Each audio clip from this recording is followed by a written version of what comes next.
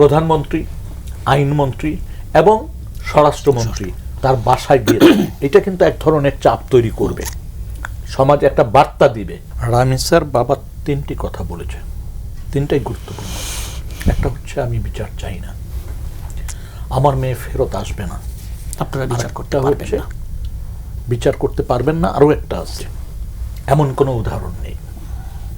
এই শেষের থেকে যদি আমরা শুরু করি, আসলে উদাহরণটা নেই বলেই তো এই ঘটনাগুলি ঘটে চলছে।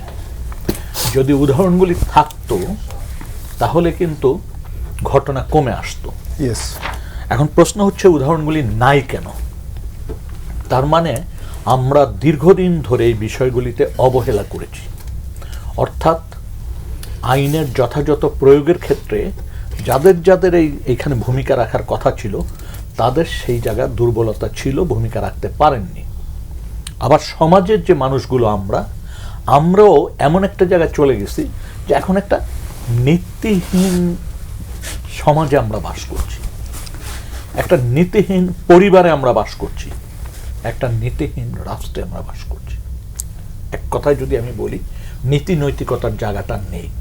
আর জায়গাটা নেই বলেই রাজনৈতিক অঙ্গনে যে কথাগুলি মাঝে মাঝে আসছে, সেইখানে দেখেন সব জায়গা মানুষের ভিতর একটা সন্দেহ, যে কথাটা একজন বলছেন পূর্ব দিকে, আরেকজন বলছেন পশ্চিম দিকে, কোনো সমন্বয় নাই, সমঝোতা নাই, এরকম একটা অবস্থায়। আর দেখেন, রামিসার ঘটনাই তো একমাত্র ঘটনা না। আপনি যদি গত 1 বছর দেখেন বা তারও আগের থেকে খেয়াল করে দেখেন, তাহলে আপনি খুব পরিষ্কার দেখবেন যে দুর্বলদের উপর যে ঘটনাগুলি ঘটে তার বিচার কিন্তু সাধারণত এড়িয়ে যাওয়া হয় বা বিচার হয় না। যেমন ধরুন, গৃহকর্মীদের বিষয়গুলি যদি আপনি আনেন, আপনি দেখবেন যে কোনো দৃষ্টান্ত আপনি দেখাতে পারবেন না, কোনো না কোনো পর্যায়ে মামলাগুলো ধ্বংস হয়ে যায়, দুর্বল হয়ে যায়, বা রেজাল্ট আসে না। রেজাল্ট আসে না বলতে, যে প্রত্যাশিত মানুষ প্রত্যাশা করে যে এই হত্যাকাণ্ড বা এই নির্যাতনের বিচারটা হবে, শাস্তি হবে, সেটা হয় না। না হওয়ার পিছনে অনেক কারণ আছে। ঠিক তেমনি এই যে শিশু নির্যাতন, হত্যা, এই ঘটনাগুলি যদি আপনি খেয়াল করেন তাহলে দেখবেন হয় না।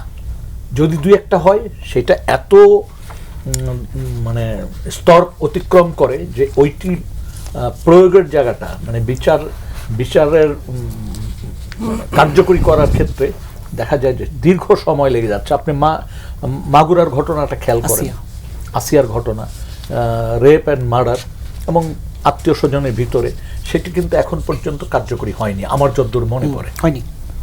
আচ্ছা, তনুর ঘটনা বলেন। তনুর ঘটনাটা খেয়াল করেন। এখন তনুর ঘটনায় একটা অগ্রগতি সাম্প্রতিককালে দেখলাম, সেটা হচ্ছে আবার ডিএনএ টেস্ট হচ্ছে, একজনকে গ্রেপ্তার করা হয়েছে অবসরে যাওয়ার পর। ত্বকী হত্যা যদি আপনি খেয়াল করেন, সেটা ধরেন সেক্সুয়াল ব্যাপার না, কিন্তু সেটাও একটা হত্যাকাণ্ড, মানে কিশোর একটা ছেলে হত্যাকাণ্ডের শিকার হলো, সেখানে প্রভাবশালী মহলের নাম, মানে পরিবারের নাম আসছে, সেই জায়গা কিন্তু এগোতে পারছে না।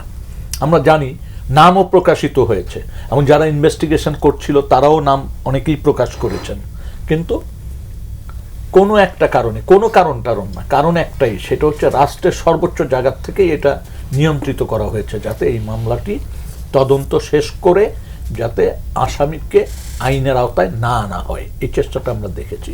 এরকম শত শত উদাহরণ দেখানো যাবে। তাহলে বিচার কি মিলবে না? তাহলে একটা জিনিস হচ্ছে, এইবারের একটা জিনিস কিন্তু খেয়াল করার ব্যাপার আছে, সেটা হচ্ছে যে খুব কম সময়ের মধ্যে বর্তমান প্রধানমন্ত্রী, আইনমন্ত্রী এবং স্বরাষ্ট্রমন্ত্রী তার বাসায় গিয়ে এটা কিন্তু এক ধরনের চাপ তৈরি করবে, সমাজে একটা বার্তা দিবে।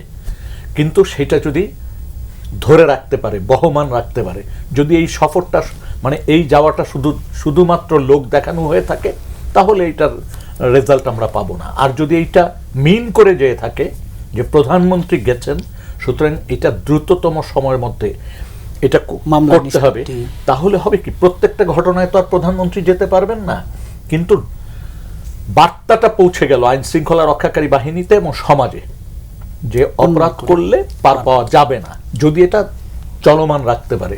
শুধুমাত্র একটি ঘটনা, 2টি ঘটনায় গেলে হবে না। আর একটা জিনিস হচ্ছে, খুব অল্প সময়ের মধ্যে মামলার নিষ্পত্তি হতে হবে। দ্বিতীয়টা হচ্ছে মানে রায়টা কার্যকরী করে ফেলতে হবে দ্রুত, তা না হলে এরকম কিছু ঘটনা যদি করতে না পারে তাহলে সমাজে ওই দৃষ্টান্ত হবে না। আরেকটা জিনিস দেখেন যে শিশুরা সাধারণত ভালনারেবল কোথায়, কাদের দ্বারা এই ঘটনাগুলির শিকার হয়? একদম পরিবারের ভিতর, আশেপাশের মানুষ, পরিচিত জন, শিক্ষা প্রতিষ্ঠান, এসব জায়গা। তো এখন প্রশ্ন হচ্ছে এই জায়গাগুলিতে এই ঘটনাগুলি যাতে না ঘটে সেই ব্যাপারে সতর্কতার জন্য যে মানুষকে সচেতন করা, সেটা কি আমরা যথাযথ করতে পারি? আমরা কিন্তু সেই কাজটাও করি নাই। আমরা দেখেন এই ধরনের ঘটনাও আপনার যদি স্ট্রং ভিকটিম যদি অর্থনৈতিক দিক দিয়ে এবং ক্ষমতার দিক দিয়ে যদি স্ট্রং হয়, তাহলে আমরা দেখেছি দুই একটি ঘটনার সুরাহ হয়েছে, মানে ঘটনার বিচার হয়েছে। কিন্তু যেগুলি দুর্বল সেগুলো বিচার হয় না, সেগুলির বিচার কিন্তু আবার দেখি না। পরে এই নিয়ে বিস্তারিত ফলে বার্তা যদি কঠিন না দিতে পারেন সমাজে পরিবর্তন রাষ্ট্রের তরফ থেকে, তাহলে পরিবর্তন আসবে না।